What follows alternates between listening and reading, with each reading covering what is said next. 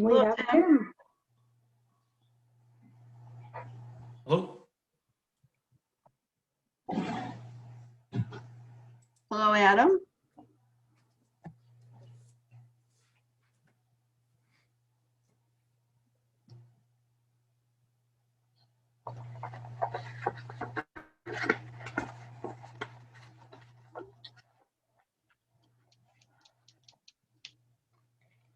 Okay, Lisa, is anyone in the waiting room? I don't see anyone else. Waiting room, number 1, somebody. Mike Morgan or M. Morgan, would let him in. Yeah, that's probably Justice Morgan.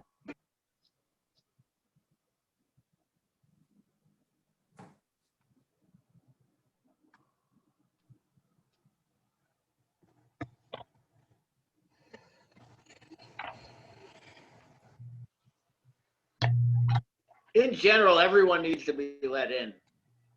It's an open meeting. Yes. Hello, Judge.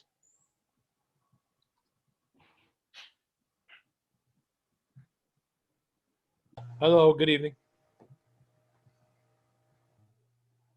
Okay, you good to go, Lisa? I'm ready. I Okay, started the recording. thank you. Welcome, everybody. I am calling the meeting to order. It is 6:01 on October 5th. The purpose of this meeting is a budget session for the board to deliberate, again, on the 2021 spending projections. And at this time, we do not have a balanced budget. You charged me with going back and making some changes. So we've done that. And what I'd like to do tonight is go through the revenues and just reiterate what we're charged to do, and then go through each fund individually and talk about whether we're overspent or underspent and where the board would like to go with that so that we can create a balanced budget. Once that is done, then we need to give a preliminary budget to the clerk to post a legal notice once a public hearing is determined for the budget. The hearing must be conducted no later than the day after Election Day. Okay, so is everybody okay with that format? Okay, I'm gonna go with it. All right, so the townwide revenues. As per the last meeting, what we did was we decreased sales tax by 10%. We decreased CHIPS revenue by 20%. We decreased state revenue projected at 20%. We decreased court revenue by 20%. We kept the 5-cent increase in the tax rate from $270 to $275 per thousand. The committee recommends that we increase contributions for health insurance to 25% of the premium for non-contractual for 2021. And for the highway superintendent follows the highway contract. And then we talked about increasing retirees to 35% of the premium. So that's the revenue. For the appropriations under the A fund, if you'll look, you all have a broken down packet of each fund. So the A fund right now is over in spending of $3,100. What we still need to do is, we talked about discontinuing the labor services under attorney for $8,400.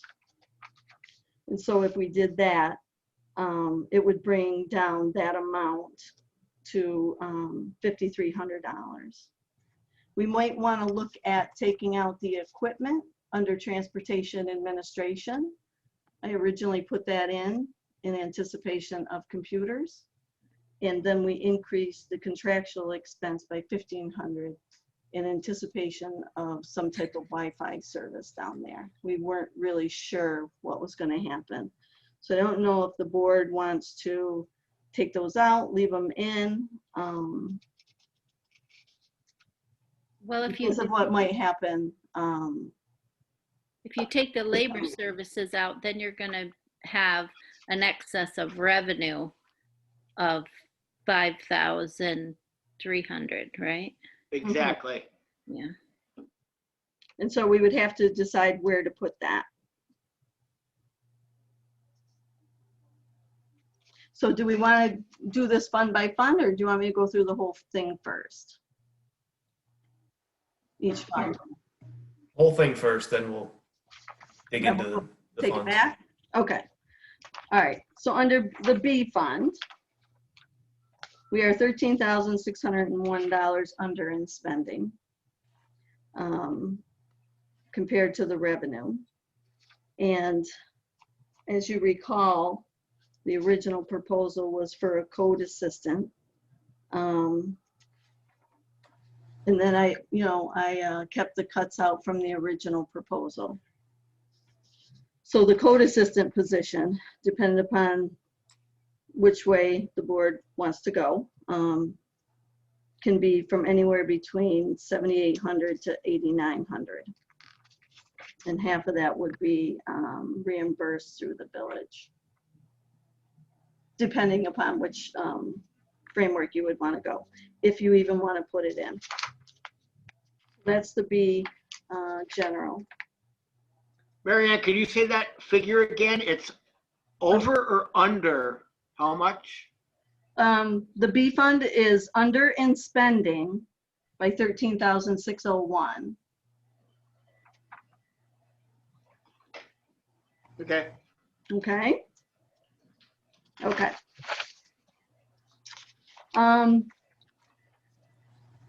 The DA fund, as of right now, we are $58,011 under in spending. And then the DB fund, we are $84,244 over in spending.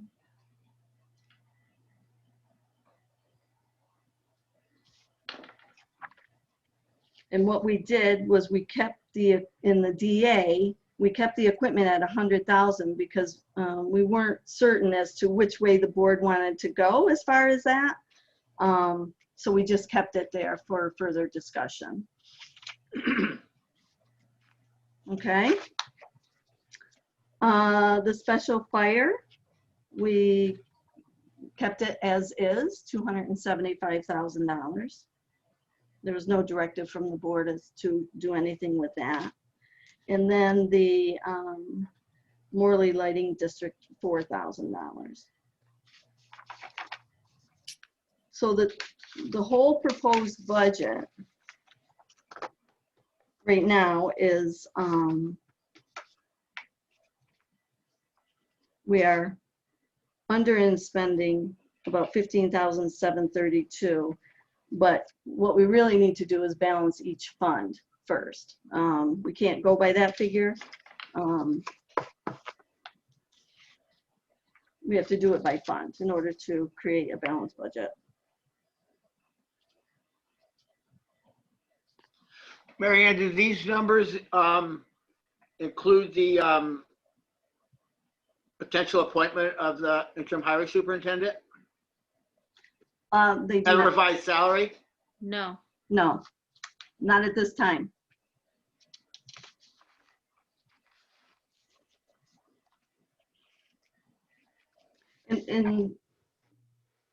In talking about the DA and the DB, remember, we can adjust the salaries according to the fund. You know, that's what we've been doing to make that even out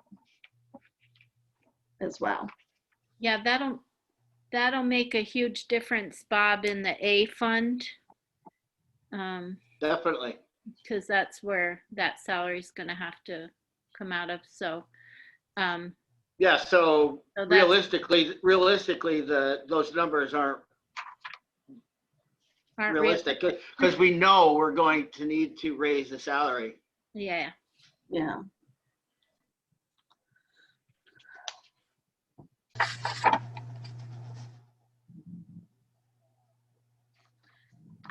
So, do we want to go back to the A fund and talk about that?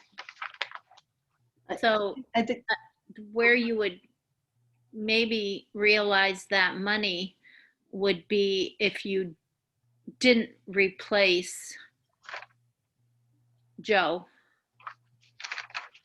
oh, so you, all right, so you're still talking about the DA and DB? Well, I'm just saying that then you would put more of the tax dollars in A fund and less in DA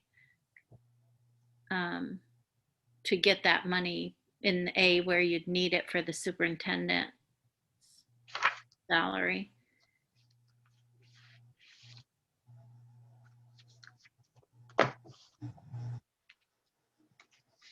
Reconfigure the split between the DA and DB for the highway workers.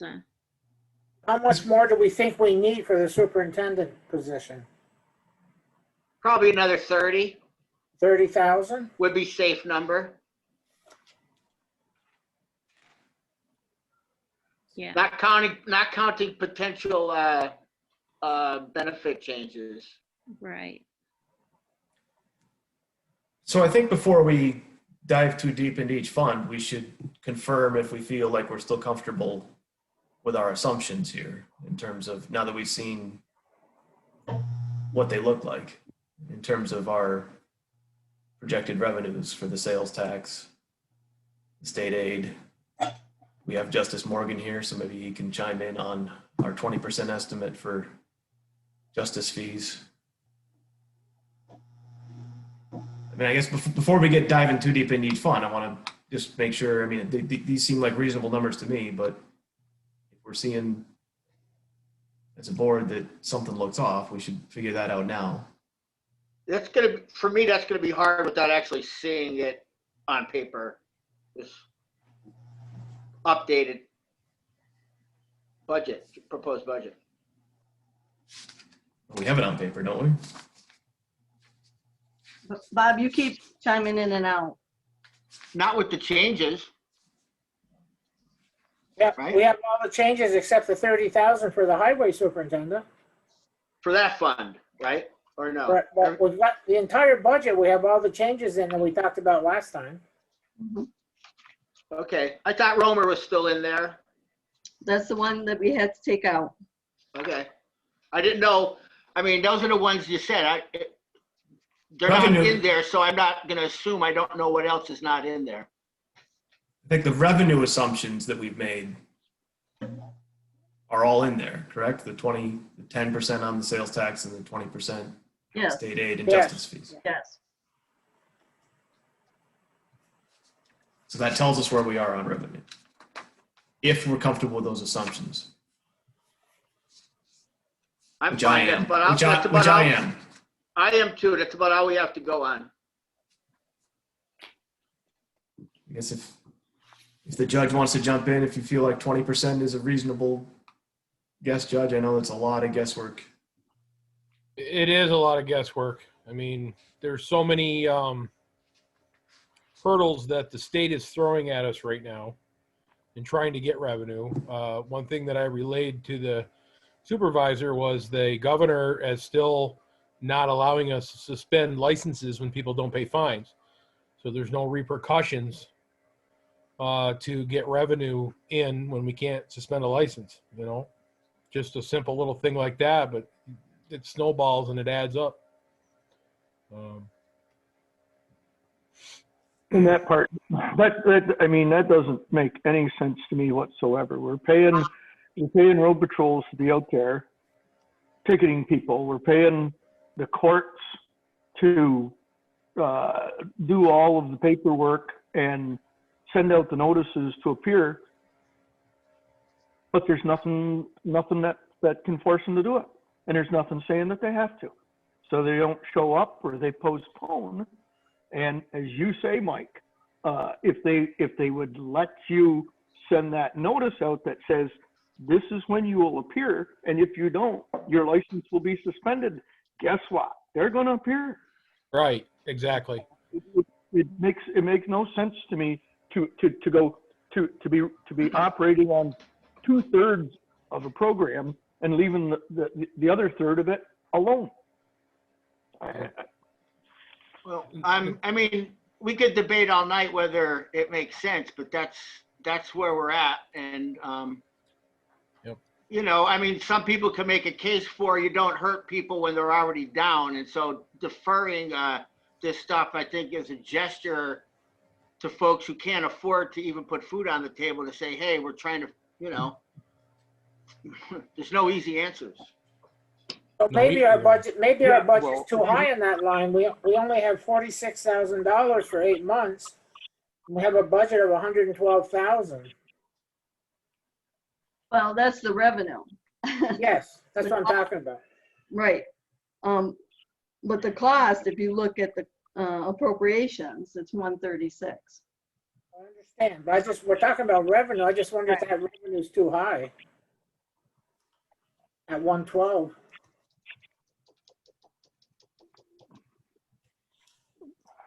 I mean, we're assuming some of this is going to catch up to us at some time in terms of the revenue coming in. So Well, part of the problem, it's guesswork, but Judge, unless you have a reason why 20% doesn't sound good, sounds good to me. You got to make a guess. You got to make a guess, you know.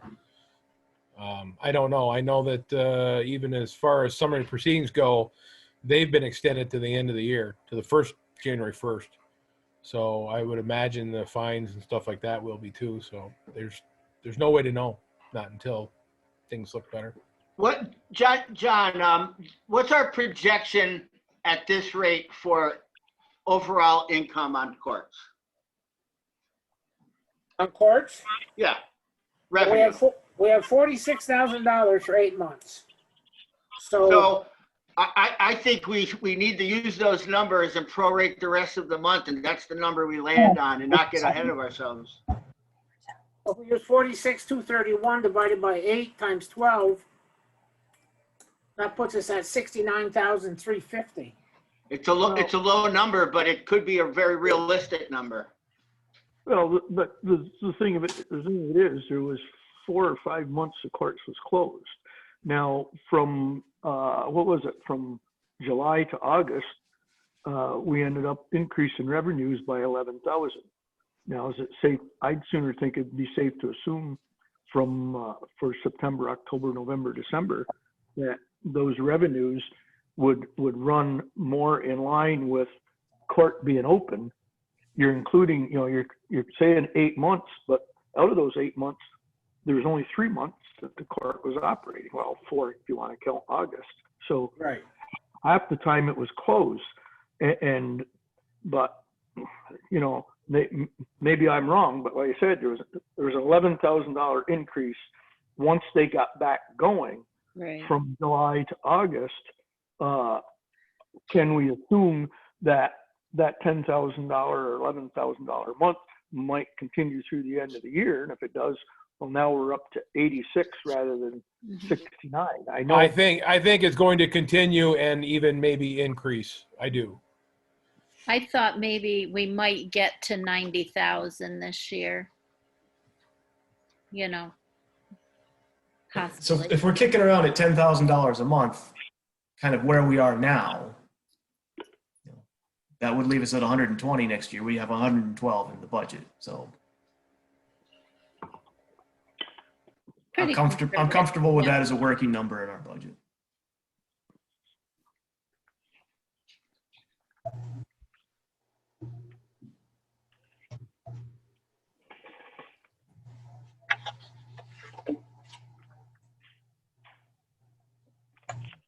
I'm comfortable with it. Again, nothing's guaranteed.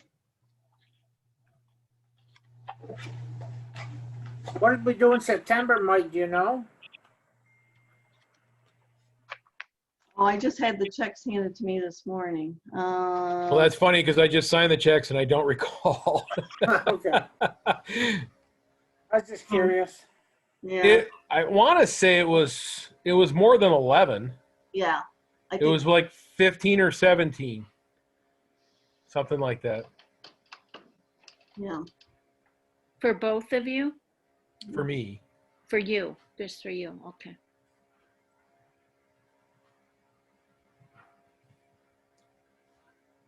Then Do the we know what state- Rosemary did? I don't know that. It's, the checks are down in the vault. I mean, Then the that's state ki- takes about half. kind of important information, I guess. They'd be nice numbers to know, yeah. Yeah, that's important information for this discussion. Well, I can see if I can reach out to Mark. He probably could tell me real quick. Give me a minute. I'll text him. Well, I put them in the meeting packet folder today, if anybody can grab the meeting packet folder off the computer. Oh, yes, it's in his report. Mark wasn't able to put them in the court one, so I scanned them and put them in the meeting one. Thank you, Lisa. You're welcome. Let's see who can get to it first. Let's see, December, January, March. Oh, it's not in his, it's in the meeting packet, right? Okay. I'm pulling it up right now. Here it is.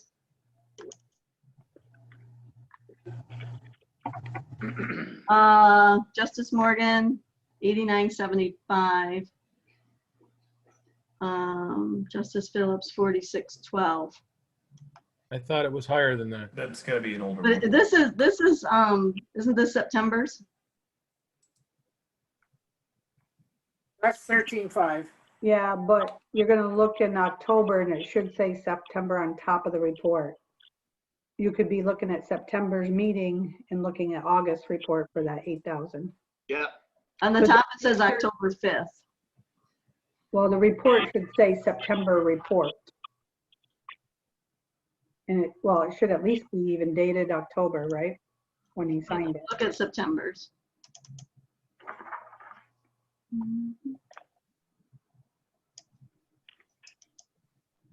Okay, so September 2nd was 14,430 for Judge Morgan.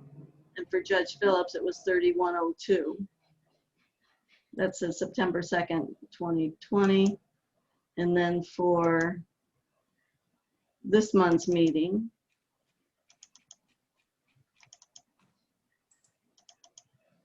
the report dated October 5th, Justice Morgan 89.75, Justice Phillips 46.12.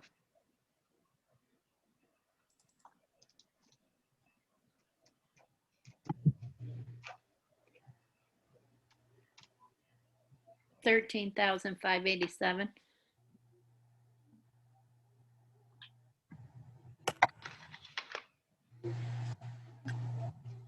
Okay, 112,000, which is our working number, is less than 10K a month. Did you figure the state takes about half of it? I forget, it's 40-some%. I may also have to pay the village a percentage.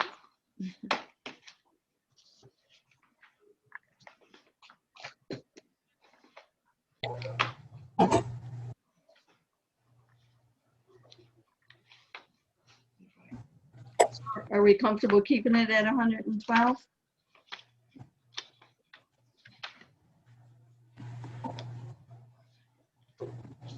I personally think it's a little high, but I was in the minority there, so.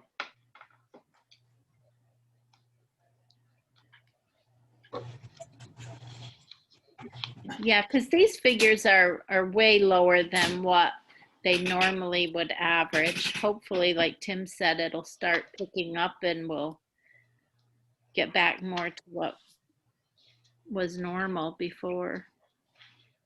Susan, I don't think it's ever gonna get back to normal. What is normal now, right? True. Well, okay, so shall we keep it at 112? Put it in at 100. Put it in at 100. You wanna go down to 100? Put it in, yeah. Do I hear 95? Do I- Put it in at 100. It ends up being 112. Well, we're over 12. Right. Okay, is everybody in agreement with that? I'd say 100. Okay. So we'll decrease that to 100,000 for court revenues. Okay. We'll decrease it, but Judge, get us back up there. Get to working fast. Start putting the gavel down. I'm working on it. I am, for sure. People just need to come and pay their fines. Well, and they have been. It is happening. It's just like I say, that the thing that the governor did is tough on us, but it is happening, and we're getting more people coming to court. Where the 1 year or the 1 month we had 170 some scheduled to come to court, and 40 showed up, right? But now we're seeing those numbers increase, and as they increase, so will the revenue. Great. Okay. All right. Bob, you're good with that as well? Doesn't require a vote. Okay, we'll put it at 100. We'll take out the labor services. What do you want to do with the transportation administration? Do you want to take out the $1,200 for equipment that was targeted for computers? No, aren't we buying computers for there? Right, but are we buying them this year or next year? As soon as Buy 'em possible. Buy them this year. As soon as possible. So then I would say we take that $1,200 out. We take that equipment line out. As long as we don't have any maintenance or upkeep on any of that stuff, we might be okay. Mhm. Okay, but we do have to budget for Wi-Fi services. So for the contractual expense, it was at 1,000. I increased it to 1,500. I'm not sure how much it's going to cost for services down there. We can decrease that as well. Or do you want to just leave it and see where we're at?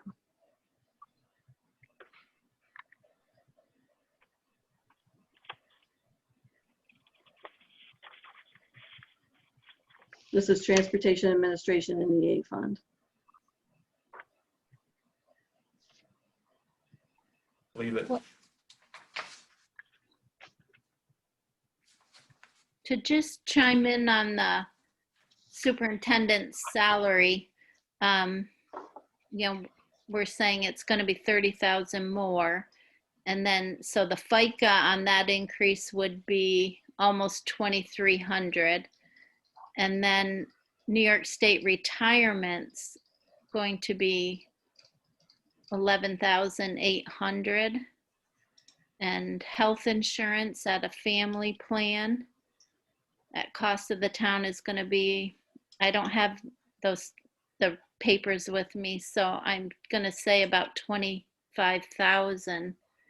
So you're looking at an increase of over 69,000 for what's already there for the highway superintendent, because Terry didn't take the health insurance. He had the buyout, and we didn't pay in retirement on him. So we're looking at a huge increase to the A fund for that. Yes, I agree. And that comes as no surprise. And that should help folks do the math about how much money Terry saved us over the last few years too. Right, exactly. So we've got to figure out where that money's going to come from.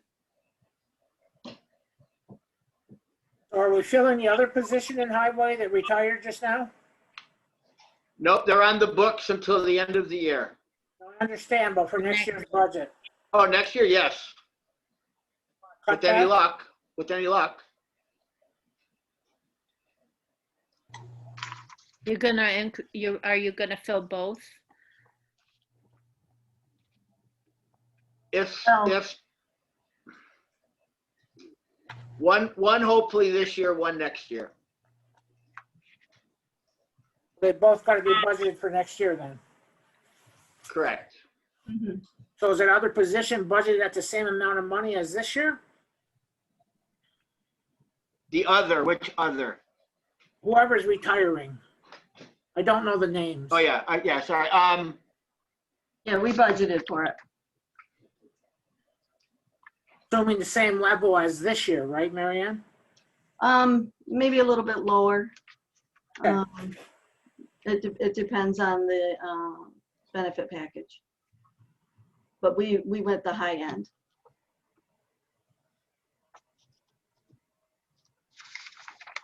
Okay, so are we good with A and making those adjustments? Yeah, what does that do to the bottom line? No. Makes it about 83,000 negative, I believe.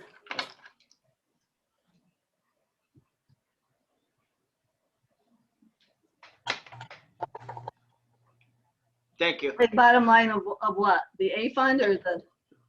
Yes, The A A expense. fund. Yeah.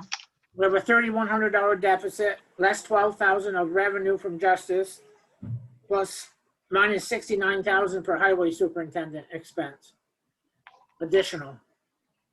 $1,200 savings from computers. What about the labor service? Which one is that? I lost that one. It's under the attorney, labor Oh, services 8,400. 8,400. Mhm. That's a savings. So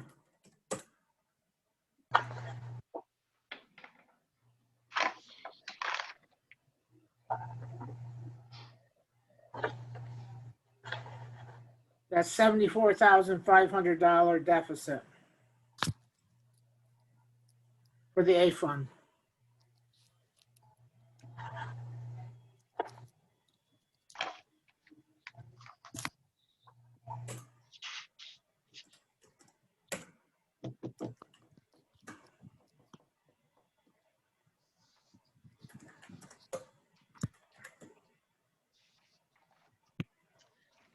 All right, why don't we look at the B fund now?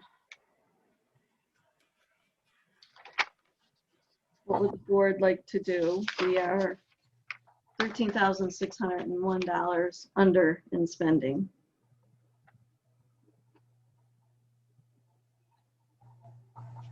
What we could do to balance that is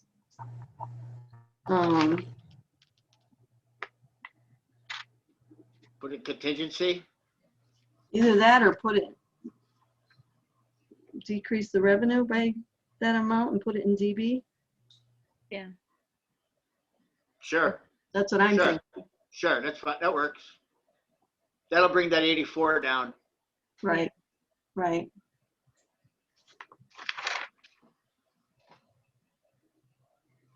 Okay, so Bring down revenue of 13,601 or 13,600, yeah, and then put the revenue over in DB and bring that 84 down by 13,600.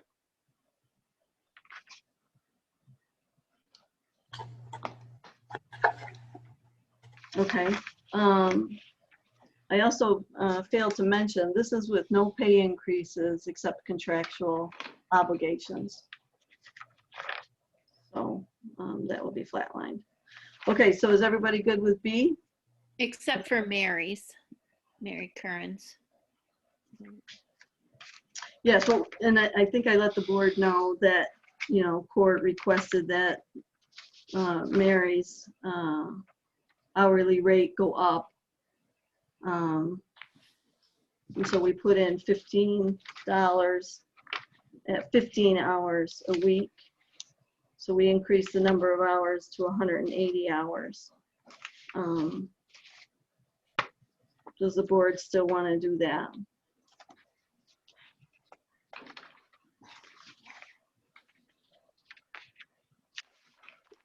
Well, it would be the only increase in the town, right? So there's that. It would be a $3 increase per hour for that position. And I'm certainly not saying she's not worth it, but I mean, it giving one raise and have everybody else static is probably not the best way to do business, in my opinion.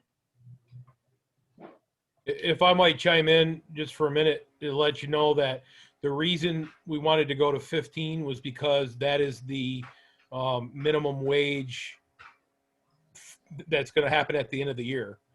So it wasn't increased to, it's just, that's what the state says we have to pay at the end of the year. That's when it goes up, December 31st. But next year it'll be at 15, right? This year Yes. it goes to 12.50. I don't have the paper. I think I gave it to Yeah. It goes Mary up Ann. to 12.50 starting this December, and then I think next December it goes to $15 an hour. December 2020. I have no problem with it if we're meeting federal and state regs, and I think we don't have a choice. That's not until December 31st, 2021, though. Oh, Right. But it'll have to that go- part I didn't catch. But it'll have to go to 12.50 for the year of 2021. She only gets $12 now. I think we should be in compliance with the regulations. So increase it to 12.50 for the upcoming year and then 15 at the end of 2021. I agree with that recommendation. We've also increased the hours in there too. Is everyone good with that? The hours were increased 100 from, remember we started off the position at 300. The justices came to us, it was increased to 600. We put an increase of 180. We didn't do the request that the justices wanted at 19 hours a week. So it would be an increase of 180 hours. At 50 cents an hour? No. At At 12.50. 12.50 an It's an hour. additional 180 hours. Right, right. It's only $2,250, but. So, Well, we I'm need, not sure. I think this needs to be a bigger discussion about increases, and I'm not sure we need to look at, this is a very skilled hourly employee versus other than, I view it as a little bit of a special situation. It's been very helpful for the courts. I mean, keeping the salaries for our contractual employees, our non-contractual flatline is a difficult thing to do as is. It's not like costs haven't gone up for them too. So I guess I'd like to have a little bit of a broader discussion about if we're comfortable where we are with that. Obviously, it's an expense.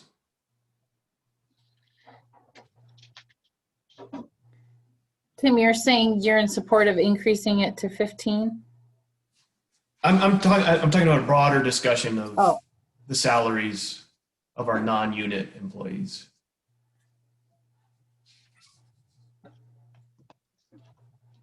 And I think the hourly employee for court, I do view that as a bit of a unique situation. do you have a different suggestion, Tim, for salaries of the non-contractual and the Well, board? Can you just remind us what your original? My original proposal was for everybody to get 2.5. And the board decided at the last meeting that there'll be no pay raises for anyone. We decided we wanted to look at we wanted to see what it looked like with no pay raises. We didn't make a decision. We wanted to see a bare bones budget, which included 0 pay raises. So what, do you want to start the conversation? Because as far as timing, what I'd like to do is to come to some conclusions tonight so that we can crunch the numbers tomorrow and then maybe get it to the board, before Thursday's meeting. Because we already have lost a little bit of time, posting and yeah. We didn't, just to clarify, we didn't make any decisions at the last meeting that we weren't doing pay raises. We made a decision that we wanted to see what the budget looked like without pay raises. Am I understanding that correctly? Oh, I other thought, members, or? I thought it. You, I remember that conversation, Tim. I think we wanted to see it both ways. well, it's hard to crunch numbers both ways when you're doing it. You know what I'm saying? Like, The original proposal had the 2.5 in, mhm. and it was, I don't know, I wasn't, of course, privy to executive session, but Bob said it didn't make sense to have raises when everything else is being cut, so we took it out.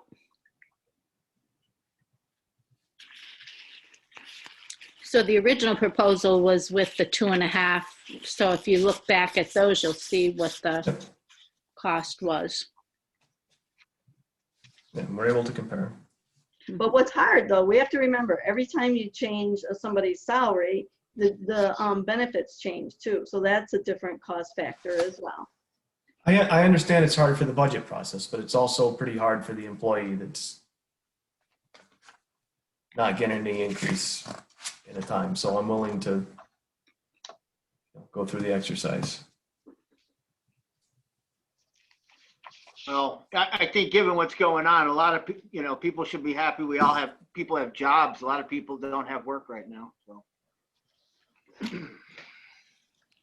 But I mean, how difficult is it to figure out what's 1% of all of our salaries in A, and how much money are we spending by giving 1 or 2 or 2.5%? That should be fairly easy to figure out, right? Is it $1,000, $5,000, $10,000?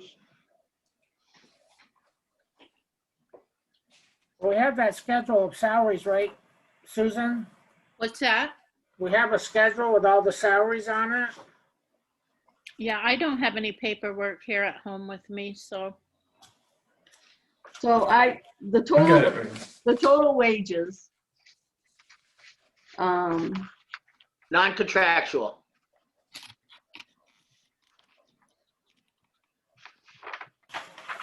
Not counting board. In the A fund, wages are 98,000.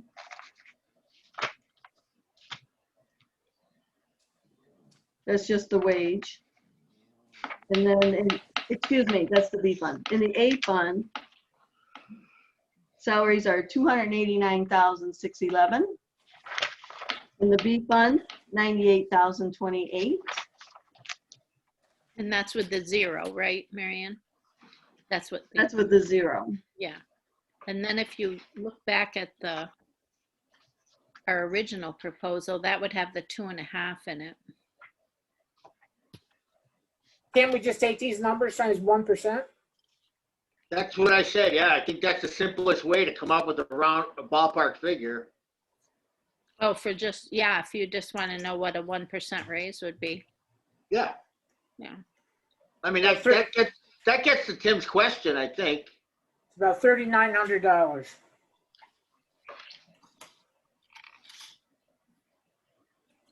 If those are the only wages, Marianne, are those 2 you read off? Just the A and B fund. Yep. 3876.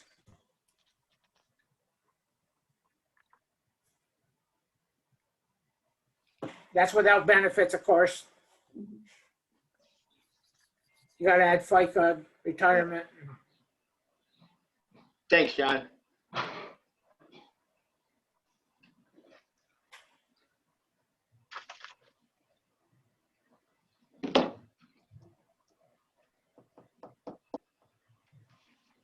And it's, this is the challenge that everybody's facing. We have, obviously, our contractual unit is getting their raises. So, it's difficult to single out our other employees. I would be in favor of a 1% raise for all non-contractual employees other than board and supervisor. Board and supervisor stay at 0. How about all elected officials?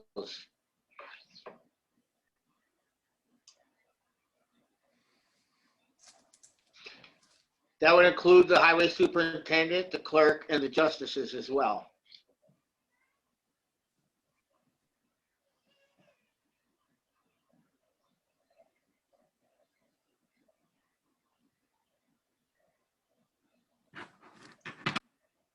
I'm thinking about it. I Be see interested to that. hear from others. Me, and that's why I did the 2.5 in my original proposal. I think it's about fundamental fairness.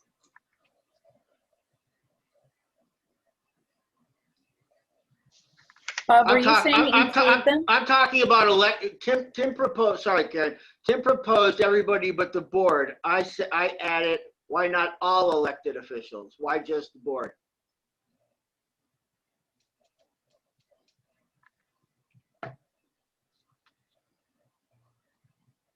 Well, I mean, I think the board, we're the ones faced with the tough decisions, and we, take the positions we do. The other positions are more time intensive, many of them, obviously clerk and highway superintendent. I mean, highway superintendent is separate. We're establishing a salary for that. So that's a different, you can't really look at the increase there from what Terry was making. That's apples and oranges. I know, I'm not, but if we set a salary of 50,000 and we apply a raise to it for next year, raises, who's eligible and who's not? That's what we're talking about, right? Yeah. It doesn't matter what their base salary is. We're talking about giving people raises. I mean, I think to the extent, that this salary is more significant for the other elected officials, to not get a raise in the 1 year, then that's going to compound every year down the line, for the rest of their time in the state of New York retirement system. They're getting less credit for that. That's if I they're get in it. the retirement system. I'm sorry? That's if they're in the retirement system. Right? Yeah.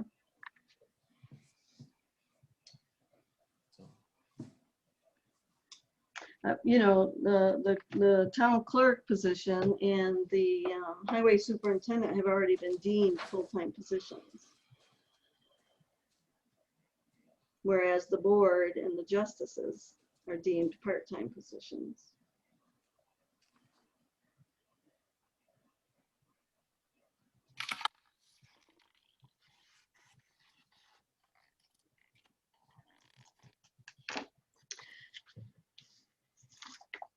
Do we want to come back to that? Yep, let's come back to it. And maybe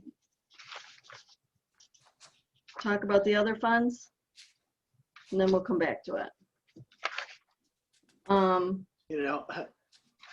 Just one more topic, one more point on that. We're proposing cutting recreation and highway and giving raises. Well, I don't know.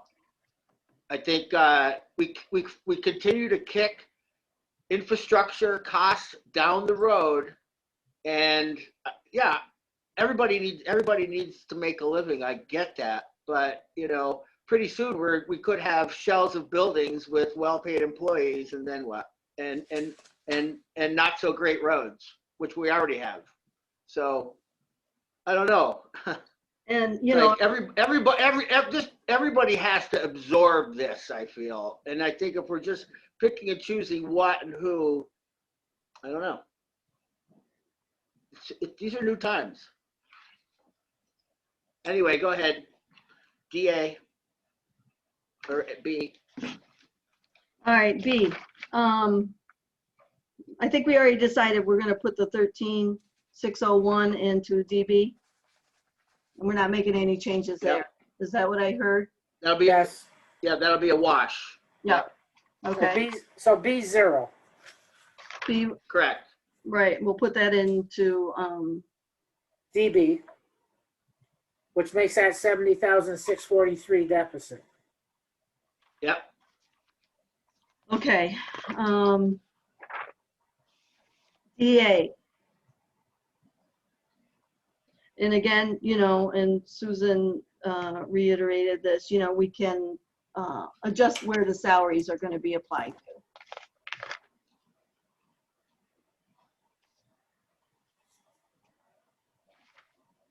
because in DA, we're under in spending. And we can code more salaries from DB into DA, and that'll help with the balance. That only puts us at a little over a $12,000 deficit then. Where? Overall, If Bob, we, you mean, if or we, well, if we switch the salary, if we move the salaries as she's proposing, right? Does that clear all of it up? But you're gonna have to, DA isn't gonna have that big balance if we have to take some of that money and put it in A to cover the highway superintendent's salary. right now, the overall picture is an $87,000 deficit. Yep. And that includes a $58,000 surplus in DA. So we can move it around, but it doesn't change the total deficit at all. Right. True. Right.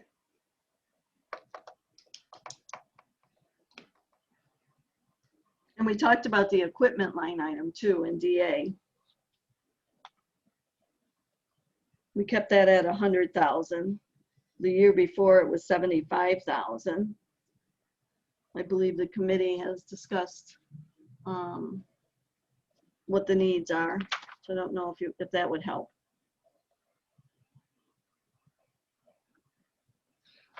I think we could take it down, but we should put it in contingency within the account. You concur, Jim? I don't, if we're going to take it to zero, if you're going to take this line to zero, then I agree with you that we should put at least 50 of it in contingency. And if we want to let the other 50 go, we let the other 50 go.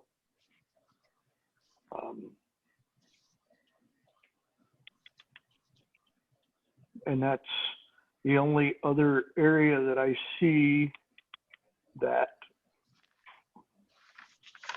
maybe take 5 out of brush and weeds under contractual. That would be 55.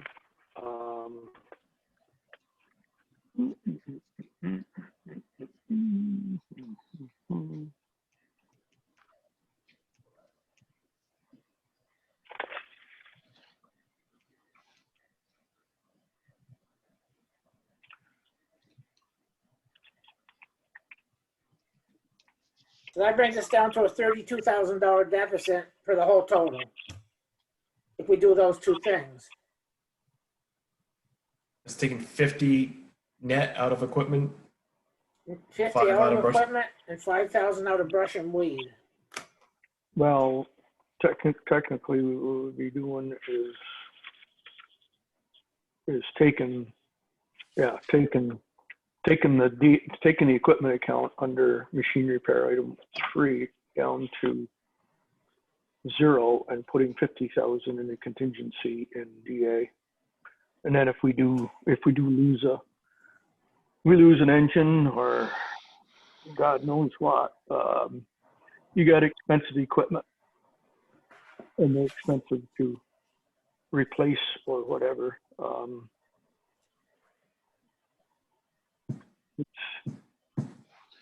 What's our fund balance there in DA? Project it.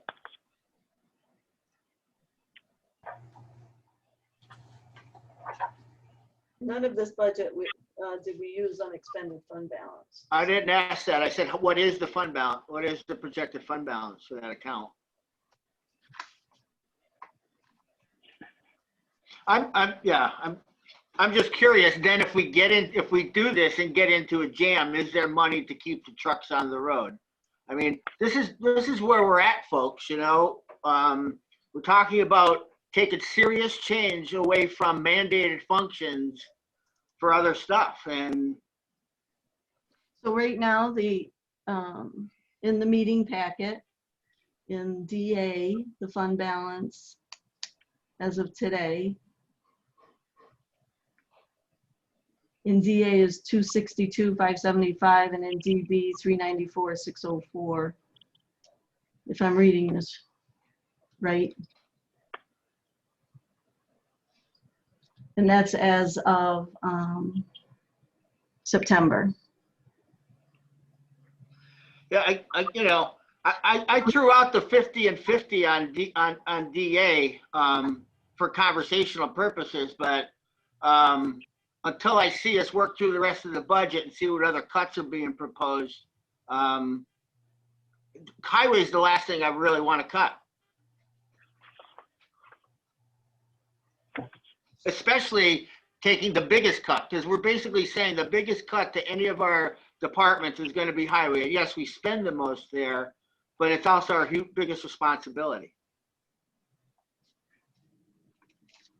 And in the B, we it's without a historian assistant position and the Parks and Rec cut as well.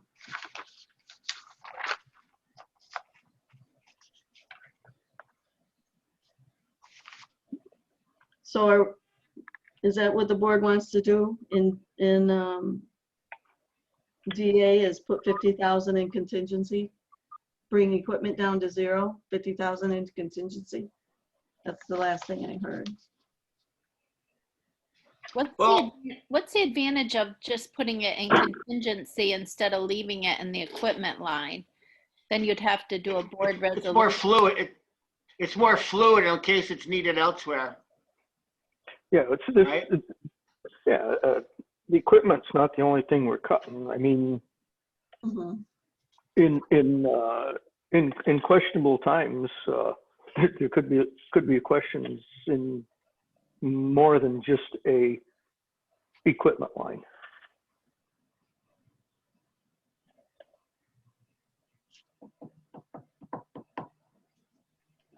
All right, so are we in agreement to make that 0, equipment 0 and 50K and then a contingency in DA? The Just contingency for- would become 125 instead of 75. There isn't a contingency, is there? That 75 Tim, is contractual. Oh yeah, okay, I'm sorry. Yep. Yeah, I remember. you have to create a contingency line item in DA. I think for the sake of conversation, we could do this, but I want to see us work through the rest of the budget and see what else happens. And yeah. Did we also say we're cutting brush and weed by 5,000? I said the only other place that I could see there where you could cut anything would be that line. Maybe you could cut that from 15 to 10. Right now, I don't think we've spent anything out of it for this year.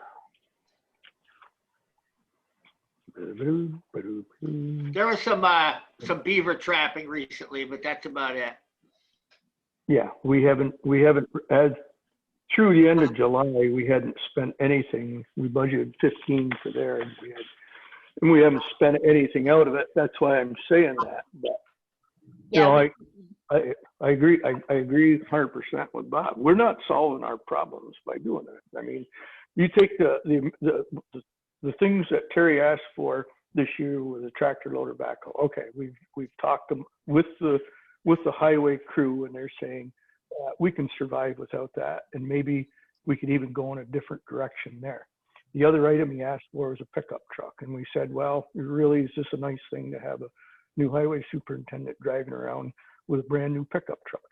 That isn't the case. The problem is we have 3 trucks that are pickup trucks. The bottom of the line one, it's nickel and diming us to keep it on the road. Talk to the mechanic, we talk to people in there. Can you make this truck last another year? Yes, we can make this truck last another year.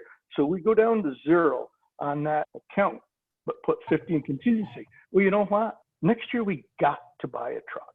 It's all there is to it. We kick it, as Bob said, we're kicking her down the road. But for the sake of trying to balance a budget with so many unknowns, that's why I said what I said, to move it along. But we're not solving any problem. We're not going to solve any problems with this budget.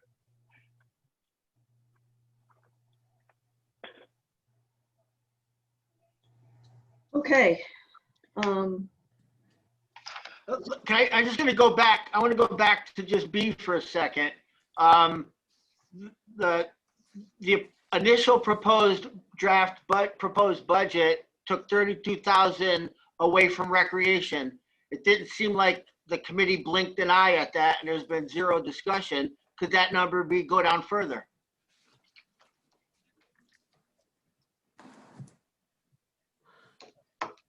That's far beyond a committee discussion. That's got to be a discussion with both boards. Yeah, we. I wouldn't say it's fair to say the committee didn't blink an eye on that. I mean, we've relayed that to the village, and there's obviously going to be an impact there. Right? I mean, we don't know exactly what the impact is. But in committee, has the discussion happened? What are we losing by not contributing 32,000? What is the town and village losing it for that money?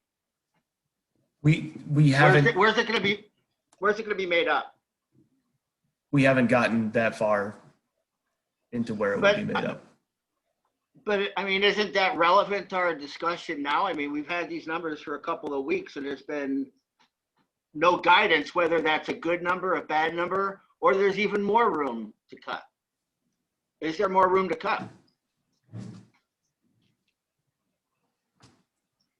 As everyone on this highways being asked a big lift here, while we're acknowledging that we're already years behind in deferred maintenance.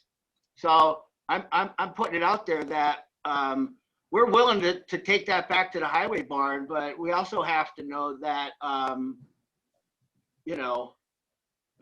what's going on. That's a 24 to go from 132 to 100 is a 24+% cut for recreation. And remember, So, It's significant. the line item for the elderly too, 1,800 was proposed to be cut.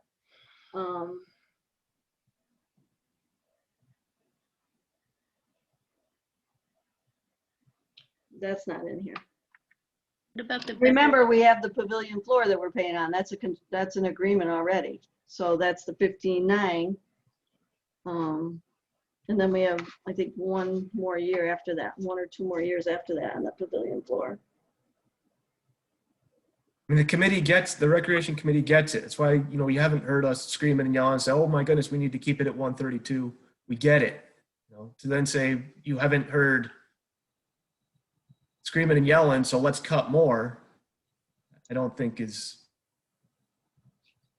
particularly fair to a line item that's already taken percentage-wise bigger hit than you're going to find almost anywhere else.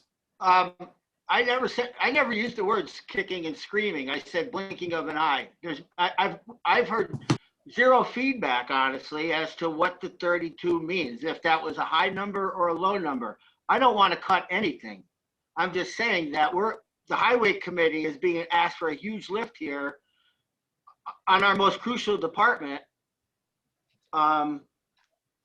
And we really didn't peel back the layers on the rec question, whether or not that was a valid number or not to begin with.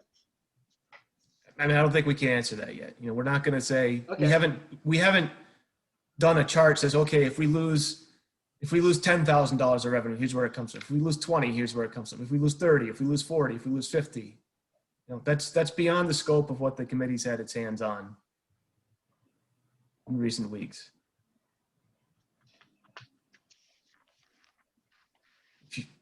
If the board wants to direct the recreation committee to do those steps for all those different levels of cuts, then we'll have to do it.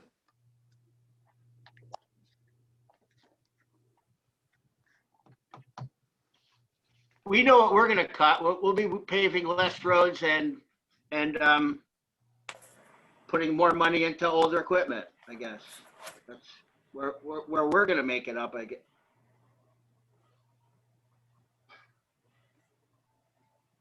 Anyway, I mean, we're ready to go to DB, I guess, Mary Ann. Okay. These are tough decisions. It's tough times. And for me, it's about mandated services and infrastructure and safety. It's real hard. All right, DB. I'm trying to remember what, Well, we had a deficit of 84,000. We allocated 13,600 from the B fund, so we're down to a deficit of 70,643.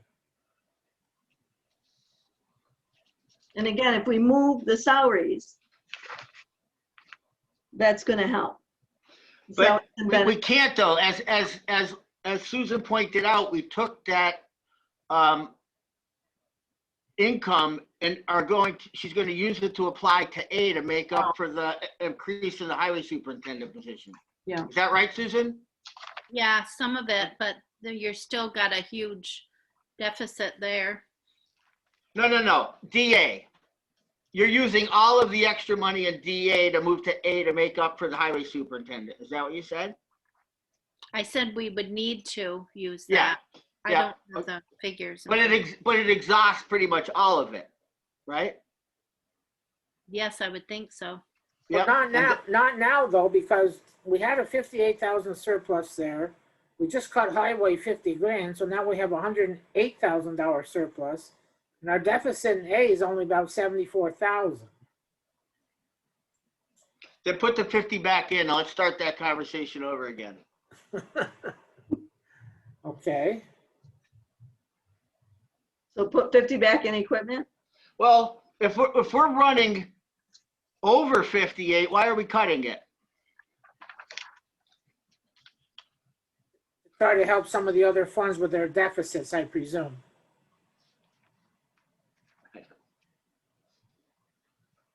I'm just a technician here. And I'm just a dirt farmer.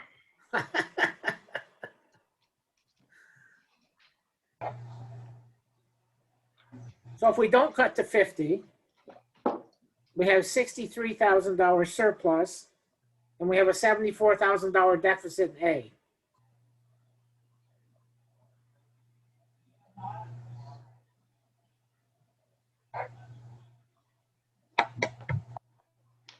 But we still have a $70,000 deficit in DB.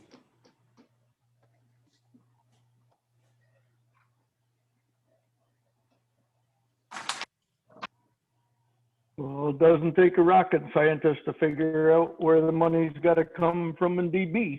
You just slash highway construction from 372,600 to 300,000. That solves the problem if this has got to be balanced. But that'll be 150,000 less than we spend it on roads in the past, and we are going backwards. Now we'll just go backwards more. But that's Faster. if you're looking to balance. I mean, that's the only item in there. The only other way you can do anything there is if you increase that sales tax distribution, and we're not going to do that. Or you could budget use of some fund balance money. Right. Well, and that's what you got when we get all said and done. That's the only On way. every one of these accounts, I mean, we banked at the end of 19, $250,000. We obviously aren't going to bank probably that kind of money this year, but we did bank 250,000. So on all of these accounts, when we cut all that we dare cut, we still have fund balance to look at to balance the budget. Right. The scary part of that is if this gets no better next year, to balance next year's budget, you're right back taking another bite out of fund balance to make that happen, or we're talking about cutting deeper next year. It's pretty easy math. And I need to remind the board, remember the all states property and that contractual agreement. Yeah, that's all in here. No, she means to.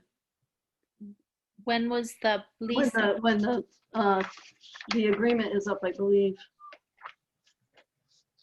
Not next year.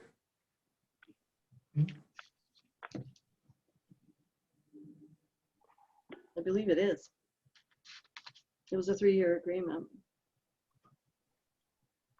But I'll But double it- check on that. So I we're- wanted to throw that out. Well, and worst case scenario there is we'll probably have to look at bonding to pay that off. And we'll look at the numbers that are currently in the budget. And if we can get to a bond that we can just continue to keep paying at that rate, that's something that we're probably going to look at when it comes the end of that period where we're not paying anymore and we've got that balloon payment. There's a pretty good chance we're not going to write that check. So then we'll have to look at how we're going to finance it to fit in our budget. Right. Okay, so can we take a breath on that? And is there any changes that the board wants to make in, I think the Morley lighting is we should just keep the same. What about fire protection? Well, I was on the task force, and I will admit I was one of the ones on the task force that when we looked at the needs of the departments, and I was one to say that when we got done our contractual agreement with Canton on the truck, that we would have 30-some thousand there to work with to try to assist the other departments. And it looked to me by this budget here that you took that and you broke it up.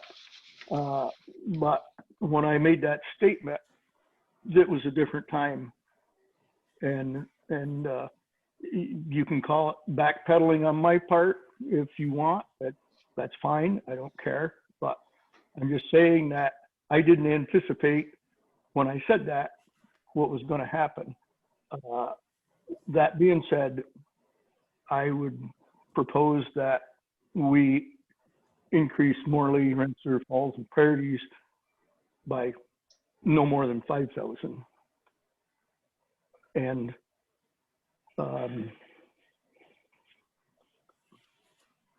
I don't know what the rules and regs are as far as setting up a capital account in there, but I wouldn't mind seeing that happen.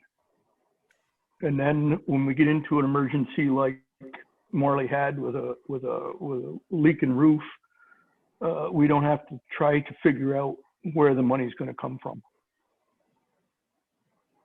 Well, we did that before we put it in a contingency account. We didn't label it a capital account, but we put the balance in a contingency.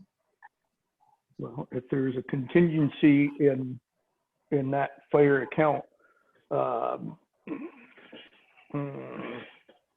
so be it. It is a separate line in the budget, and historically it's been money in, money out.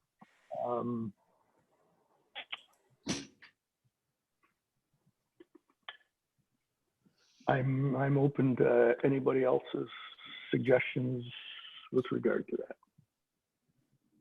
Oh, there's currently no contingency because the fund balance is less than $1,000.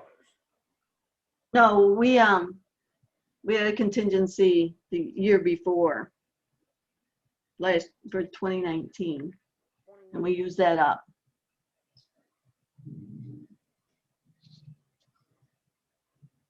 It was, I think, $5,000, and we used that up last year.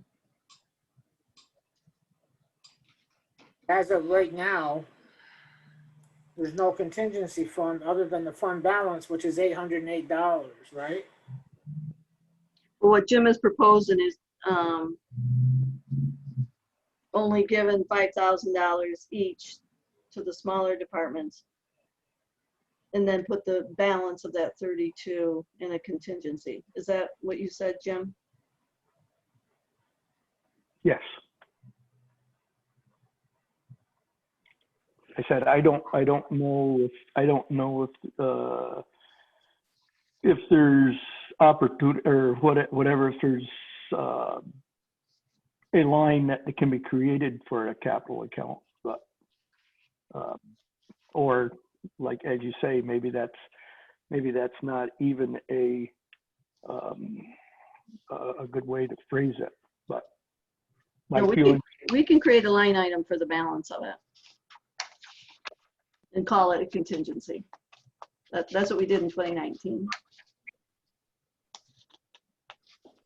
So Jim, are you proposing to do that every year with the excess fund so that that balance grows? Or just this year?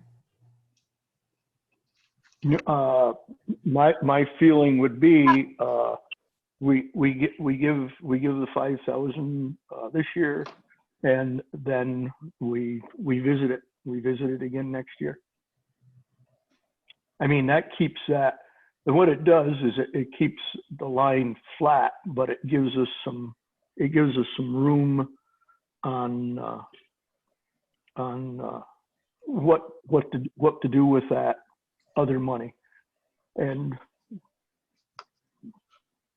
I mean, it should help as far as, you know, it's not as good a shot in the arm to those three departments that we talked about when we had the task force meeting, but it's still a pretty good shot in the arm. I mean, if you're getting 40,000, you get an extra 5,000. That's better. And that's over 12% increase right there. You have to remember too that this is part of the tax warrant, so we're collecting the tax. So I guess I would have to see, you know, if I don't know that we can just hold on to it. But you're saying if we create a capital fund instead of a contingency fund, can we hold on to Okay, it? well, This is a separate and Marianne. distinct item for the warrant, though, isn't it? Go ahead, Jim.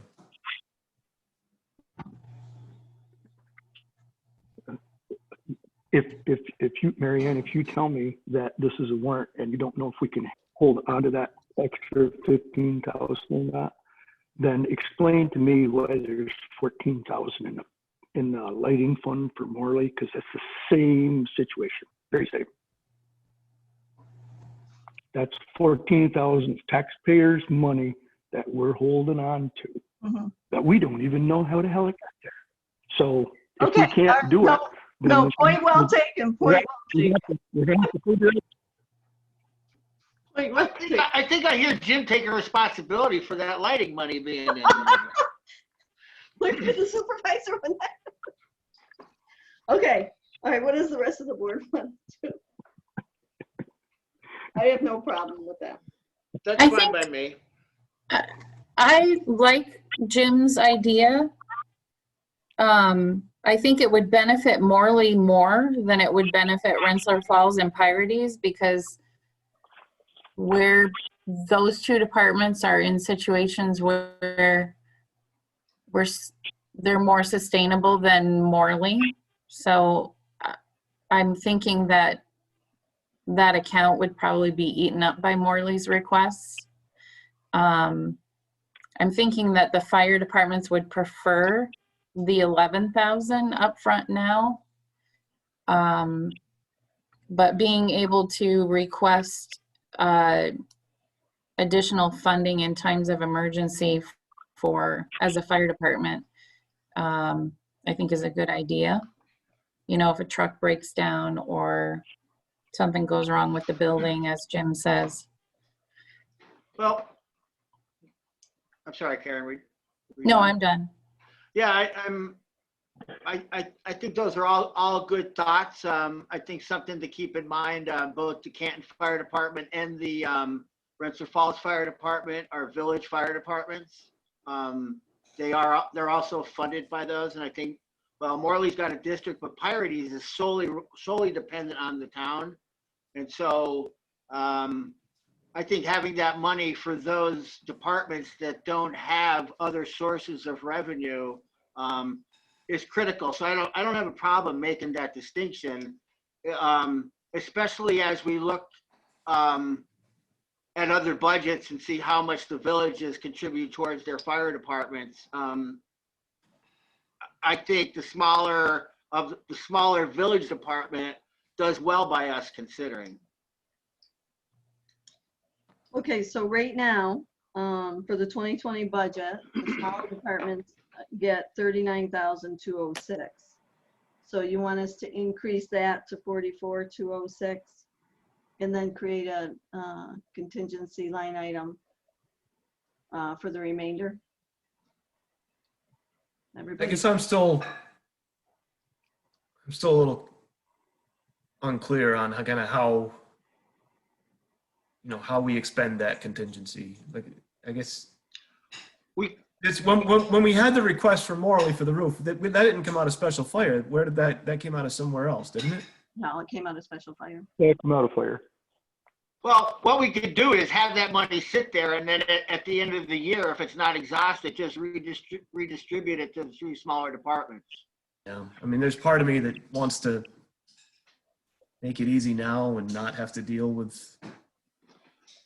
But at the same time, it gives us, but it also gives us the ability to, have some evaluation of those departments. I'm talking out loud here, always dangerous.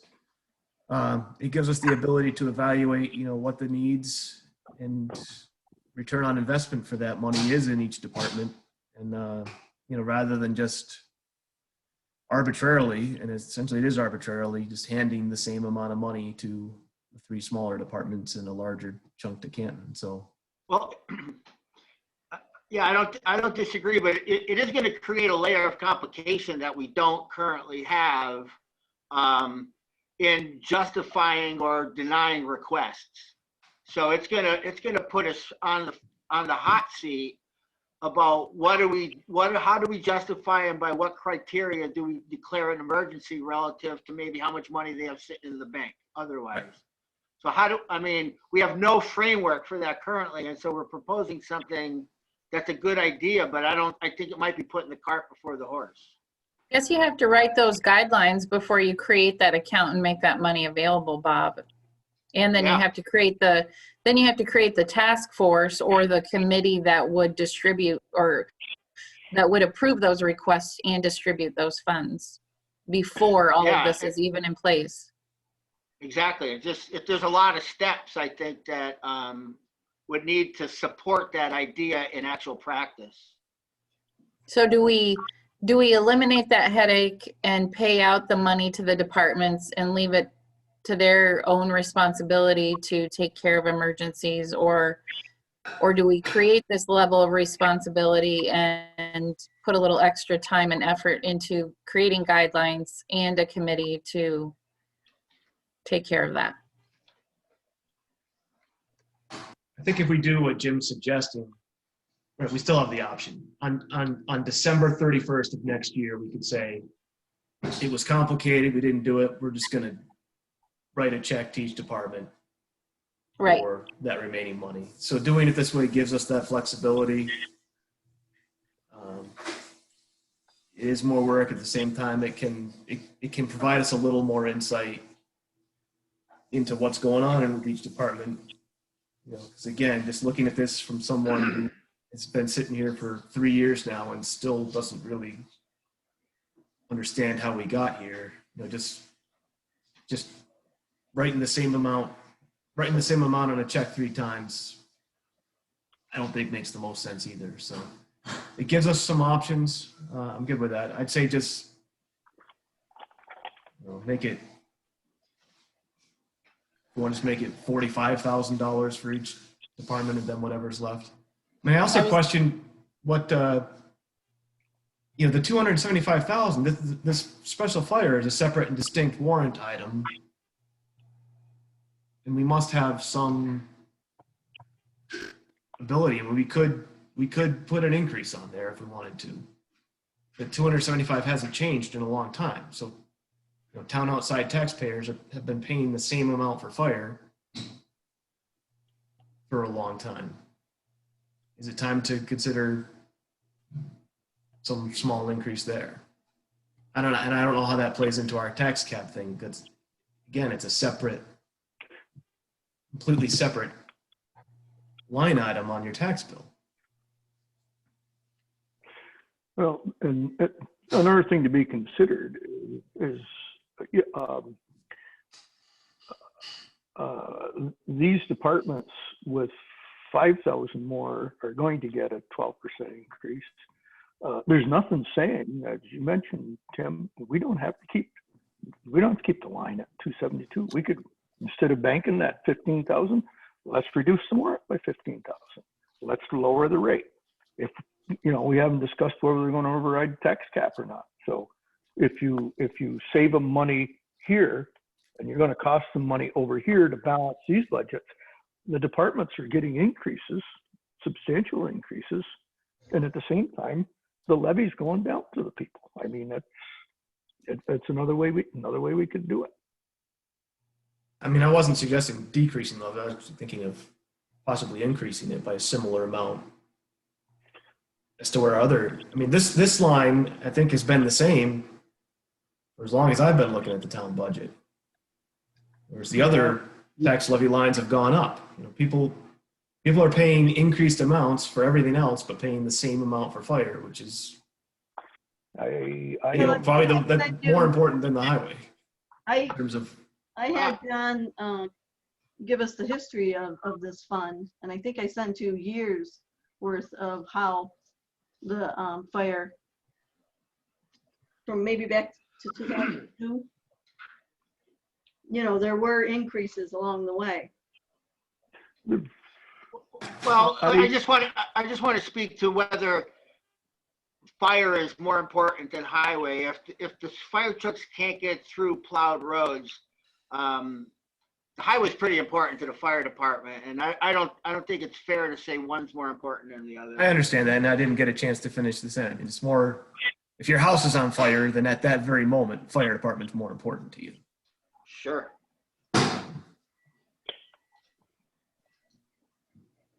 So I mean, do we have the ability to increase that 275? And does that affect our overall tax cap? They got to be viewed as separate and distinct tax items. That's not a town of Canton tax that we're levying. It's a separate item. It's not part of the tax cap formula. I don't understand why we're increasing the number. I mean, we've got the ability to increase 3 of the departments by what we've given them by 25%. I mean, this is absolutely unheard of. Why we're talking 20% cuts and a lot of other things.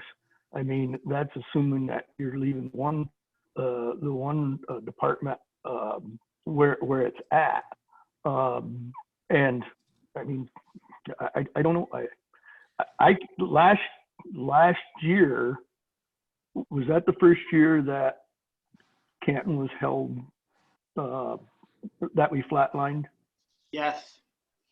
And so in past history, I don't know when fire departments didn't get an increase every single year. We've always. Yeah, and I don't think this is the year to raise. My question was more general about why. We've been at this 275 number for a while everything, in pre-COVID times, while everything's gone up all around us.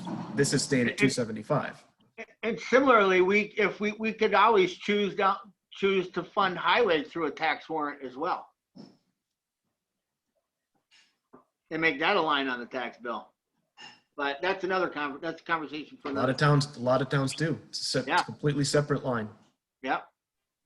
And then there's no playing with the money. It goes to highway, just like the fire department money.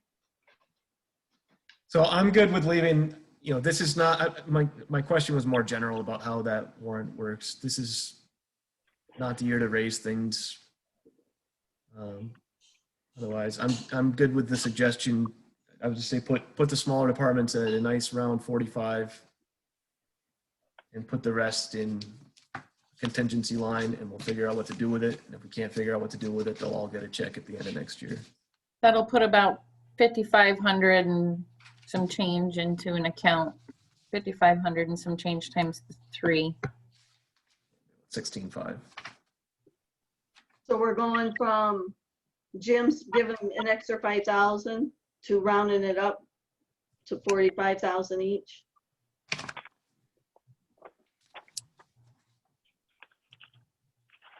I support that. Fine with me. I'm fine with that. Okay, so we'll do that and then we'll create a contingency line for the balance. So those will go from 39,206 to $45,000. Okay, And the whole warrant will stay at 275 for this year. yes. Yep. Okay. Ooh. And everybody's still good with the 4,000 for the special lighting for Morley? And then I'm still waiting for the Morley Fire District to get me, or to get the clerk, the paperwork of what they're gonna be requesting. I believe I sent something that to the effect of a 2% increase. So that'll be 12,000, a little over 12,000 as well as part of the tax. Since we're rounding numbers, I'd like to see highway construction get rounded back to 375 again, where it had been a couple years ago. Okay, I know it's only it's a nominal $3,000 or whatever, but if we're already in the whole 70, let's just round it to where it was previous to last year.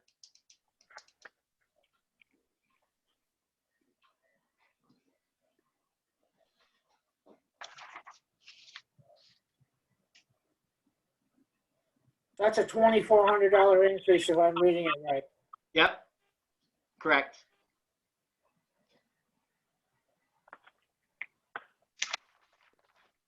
okay, I also, want to remind the board that, the taxpayers are also paying for workers' compensation. Not part of our budget, but workers' compensation. These are the chargebacks, right? The Board of Elections, the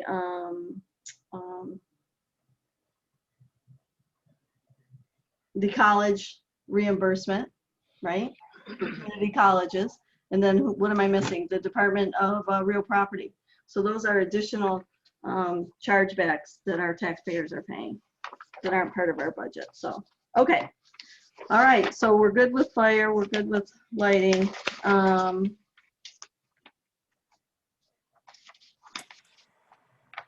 mean, I think, oh, sorry. yeah, I mean, I hate to keep going back to this, but when we're talking about the highway stuff is real for me. I understand, like, we're not going to buy a truck, or we're going to not buy this or that, and I can actually almost reach out and touch and feel what these cuts are going to do.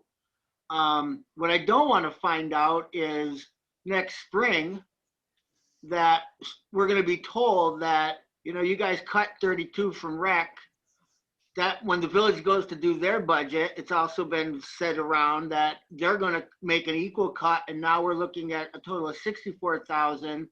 And without knowing, we're basically pulling the plug on, let's say, Taylor Park next summer, without knowing exactly where that money is not going to be spent. And so it's a little difficult for me I understand we need to make cuts, but not knowing who and what we are actually cutting when we do that is really like shooting in the dark. And I don't think we're doing that when we say we're not going to rehire the historian's assistant, or we're not going to buy a new truck, or we're not going to do this or that. We're cutting rec without knowing exactly what that looks like. And if the scuttlebutt is accurate, and the village says, okay, you're cutting 32, we're going to cut 32 so we stay on par, what's getting cut? What's the recreation department going to look like next year if in fact that's the case? And I'm not trying to be, a hardhead about this, but I'm basically going to be voting on a budget that's cutting something and I don't know where the money's coming from. And that's a real difficult thing for me to do. I need to see it. I need to know, what are we getting rid of? What are we not going to do? Is everything's not going to look the same. It can't look the same. If it's going to look the same, then we're not getting good return on our investment as it is. Something's got to give there. So I don't know. I just, am I alone? Am I alone in being concerned about that? I think it's everyone on this call is aware. Rec committee has indicated, only with the village, that at this time, without a director, we want to step back, do a complete review and rethink of what the program looks like, what our goals and objectives are, and how we can best spend taxpayer money, whatever that is. And I know that's two moving pieces all coming together here at the same time in terms of trying to do that at the same time as we're talking about reduced budgets, which may drive that conversation in one direction. So Karen and I can't sit here tonight and say, here's what gets cut. If the overall rec budget gets reduced by $64,000. We don't know. We know it's going to get cut somewhere, but without going through that process, we've had that opportunity from the community about what our priorities should be. Right? We simply can't just say, here's exactly what the impact is going to be. We need, for exactly this reason, to do this rethink and reboot on what our town and village recreation program is. And regardless, even if we were in a situation where the budgets weren't getting cut, we'd be doing that same thing right now. Now, if we're doing it in a world where there's less resources available, that's going to drive the conversation. We're all aware that recreation has operated in a certain way for a long time, and there's two major programs that take place, one in the winter, one in the summer, that consume an overwhelming majority of the recreation budget and staff time. Is that how we want to keep operating it? Are there other resources that could help fund those programs? All those questions are on the table. I wish I had an answer for you, Bob. You're not the only one asking the question. Go ahead, Jim. I think it would help. It would help me anyway. In that, when we weren't having these issues, it was fine. We budgeted 132,000, whatever it was, for rec. What we don't see is a breakdown like we're looking at here, and probably it would help us quite a little bit. We don't see how much we're spending on salaries and whatnot. It would probably help quite a little bit if we could just get a breakdown of the rec budget. I assume the village, maybe they do that. This is how much it costs to operate the pavilion. This is how much, you put in so much for fuel. Yeah, and I don't know. I don't. That's exactly what we're in the process of trying to put together in a digestible form. Because at the moment, there's a lot of different chunks, and it's not easily.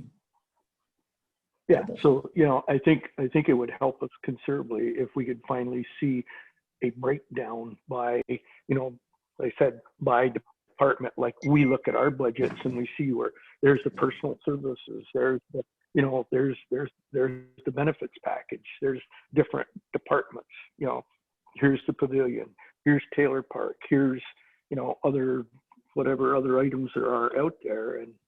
And right now we don't see that. And I think it would help me, because like Bob's saying, right now, all I have is a figure, and I got to vote on a budget based on just the figure, just a single figure. And so that's exactly what we're putting together for this rethink, like a reset of here's the recreation revenues and expenses broken down into their major components as it has existed, up until now.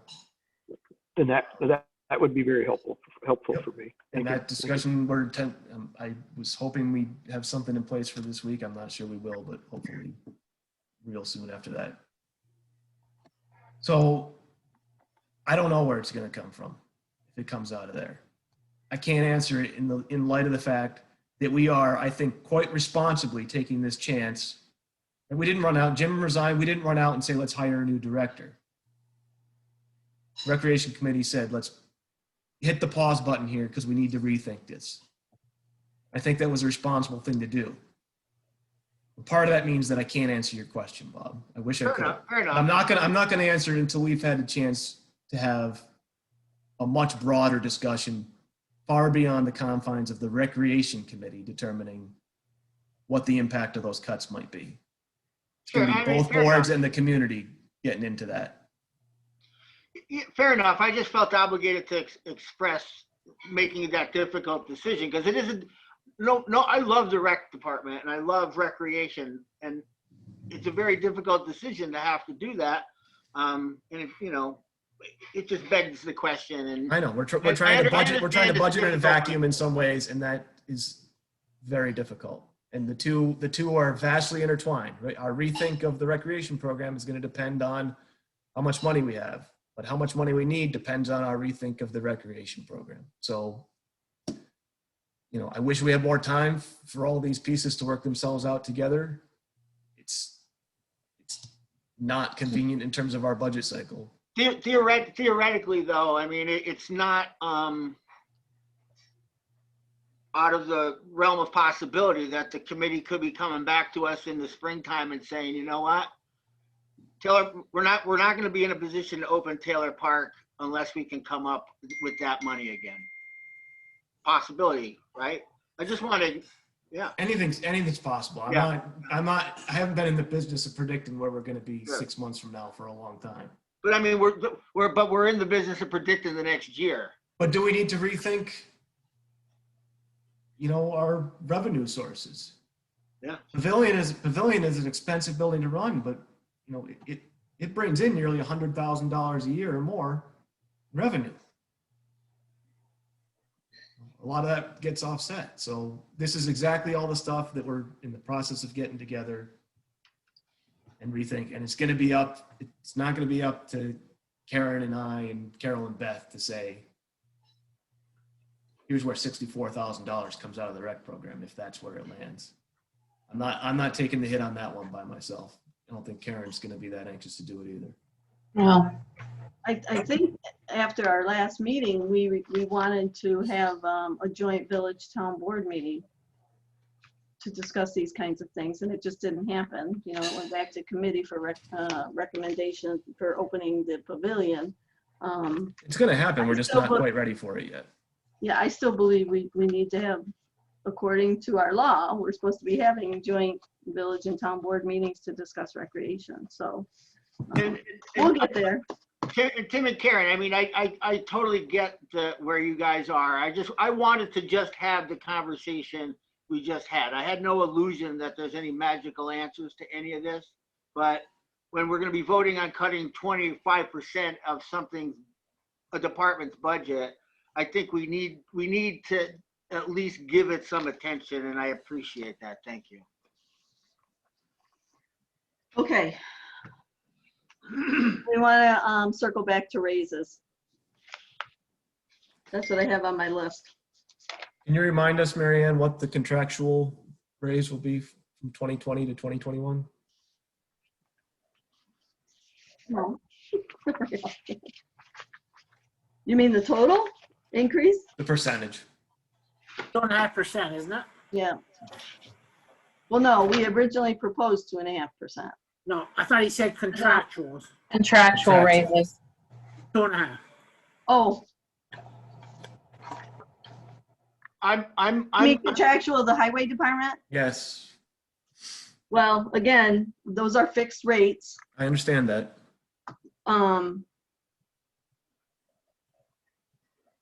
But what we tried to do is we sent you a list of the percentage. So I think we're close to, we'll be close to 20%.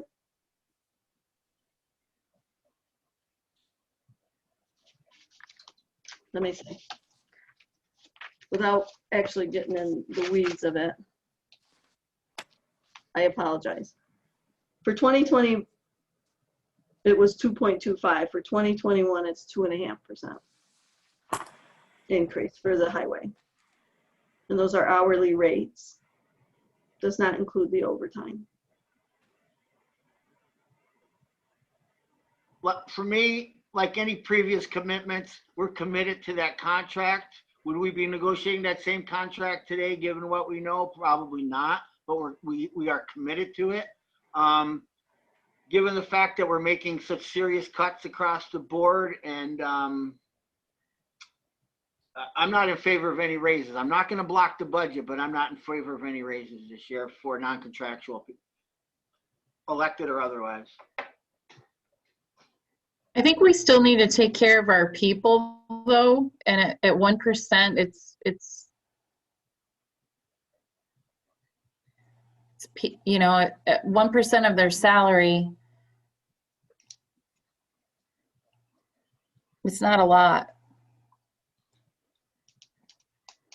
I mean, it's difficult. It's difficult for me to, you know, I'm conflicted about it. It's difficult to Yeah. wrap my head around how, you know, we're all in this together. Town doesn't have that many employees. Most of them are going to get 2.5%. Should the rest get 0? Well, 8 are going to get 2.5%, right? Out of 25. I'm not counting board as employees, but part-time, but approximately half.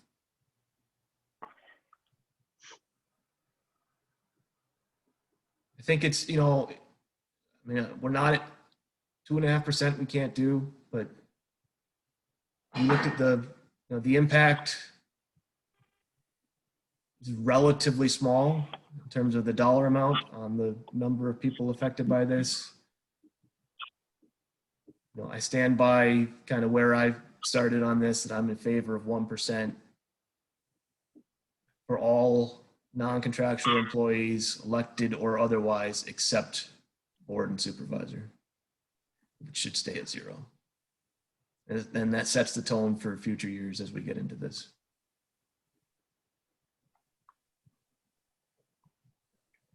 I would support that. I would support it. I don't think the justices should be included in that. They're part-time elected officials, no different than I am.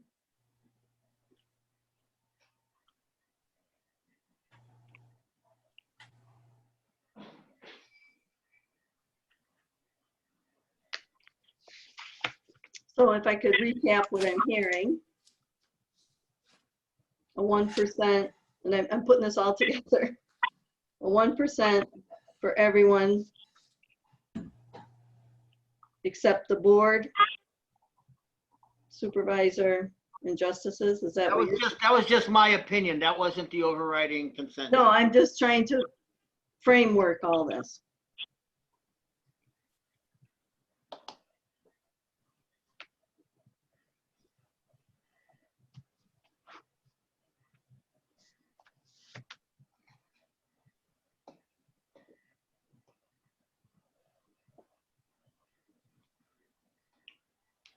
Well, since my original proposal was for everybody to get 2.5%, I would support a 1% for everybody. I'm sorry, we all work hard, and it's about fundamental fairness. Excuse me. And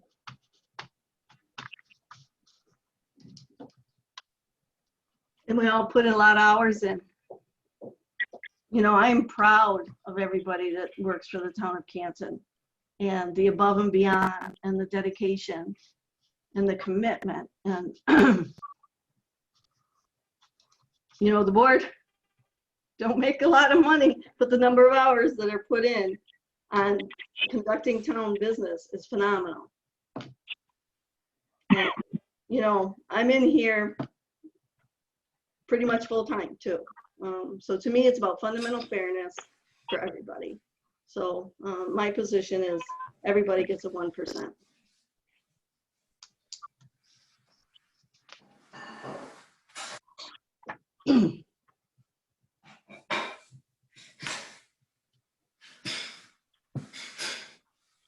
So I don't know how we move this forward, if we want to take a poll of the board. Not a formal vote, but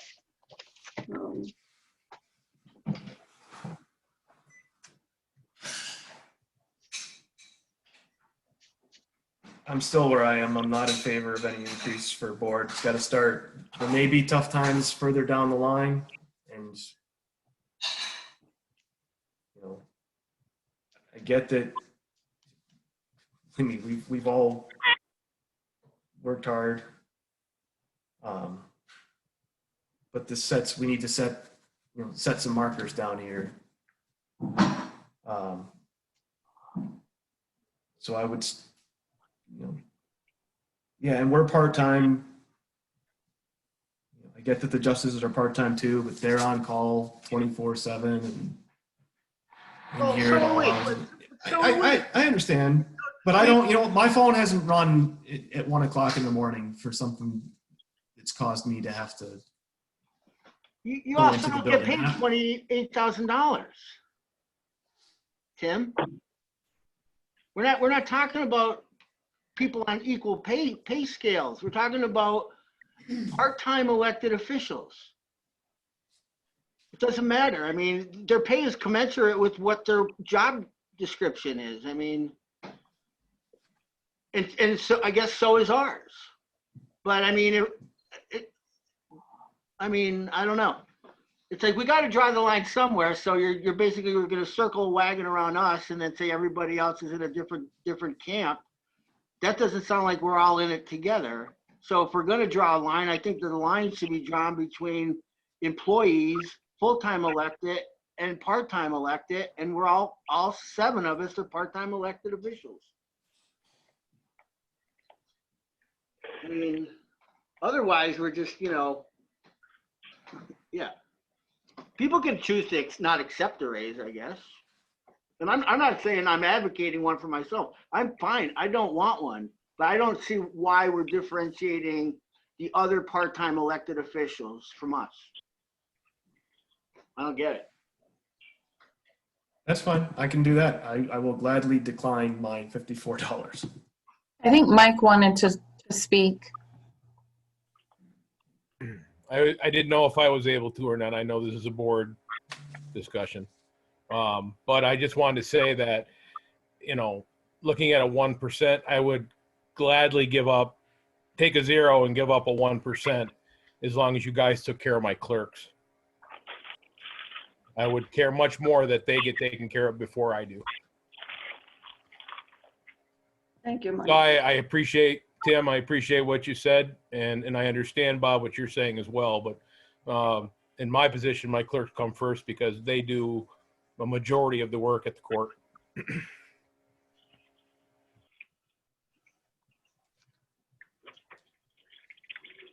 Okay, having listened to Justice Morgan say that, do we want to, all elected officials, no percentage raise, contractual 1%? And I was in the minority, Mary Ann. It sounds like it's just town board and supervisor not getting a raise. That was. Okay, I'll amend. I'm in favor of 1% for the salaried, non-elected, non-contractual. So that would be court clerk, assessor, Code. and historian. what about our hourly employees? Hourlies we'll deal with separately. And I guess I don't want to get too into the weeds on hourly. Well, we kind of have to. We have to make a decision so that we can crunch the numbers. I view each hourly position as a little bit unique, though, in terms of the situation. I mean, highway superintendent, we're all already dealing with differently due to the change in personnel.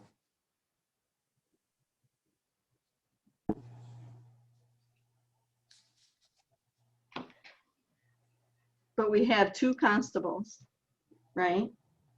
We have a full-time court clerk, and we have the part-time court clerk. So 2 part-time constables, part-time, and those are hourly. So we have to look at our hourly employees. If we're giving salary a 1%, the hourly should have a 1% as well. I agree, I'm fine with that. except the It wasn't- part-time court clerk, you know, we haven't decided on that yet. I like what Karen said, to raise it to meet what the federal standards are for this year, and then we do the increase again for when it's mandated again in 2022. Two-step approach to get there. We omitted deputy clerk in the list of salaried non-hourlies.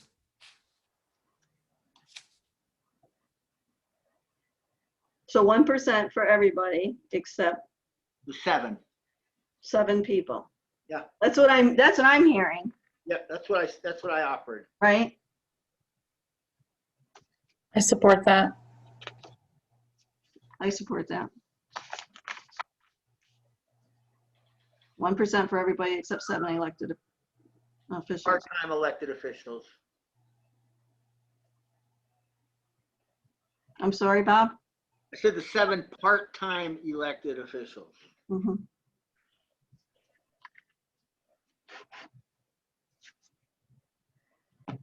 All right, are we ready? Just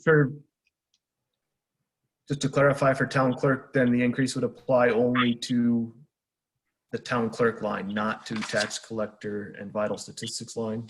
Correct. They're static. They don't go up.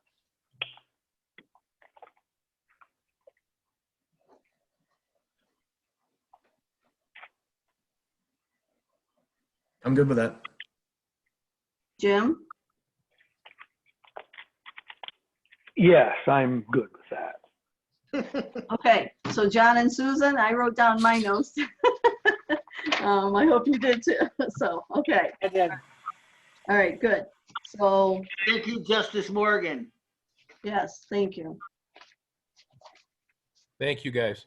Rosemary might not thank him, but, Well, I can't speak for Rosemary, but that's for me. or who I should say, whoever wins the election. All right, so, is there anything else that we'll go back and we'll plug in what we discussed tonight, and hopefully we can get that out for Thursday's board meeting, and if we have to regroup during that meeting, we can. We have on the agenda to set a public hearing for the budget, but also discuss the possibility of overriding the tax cap. That is also on the agenda. So, Not to prolong the agony, but we still have a $90-some thousand deficit here, depending on what you do with highway. I think we're going to be looking at fund balance there, John. Okay. yeah. Yeah, I mean, I'd like to kind of see what we've gone over tonight, plugged in and get a fresh look, and do your best to balance the funds as much as possible. So what do we do with highway? Do we take the 50,000 out or not take the 50,000 out?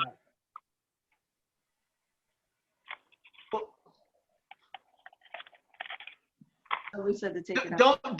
Don't take it out, and let's just see what the bottom lines turn out when you do all of the back and forth, and then if we need to take it out or go to fund balance, we will. Fair enough? Fair enough, but I know we're still at 90,000 deficit without the highway cut. Sure. Okay, Yep. Okay. we can show it to you on paper. Yep. And then it's just a matter of decision whether we cut it or draw from fund balance. Right. That's a simple answer, simple question. Okay. Mary Ann, one thing with regard to the elected advertise in the packet anyway,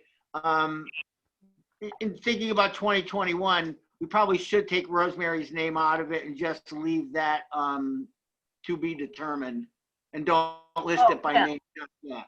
Yeah, that'll be part of the preliminary budget. We have to list all those. But we Right, have to. it would need to be determined. Yeah. TBD. To be determined. Yeah. Okay. Woo.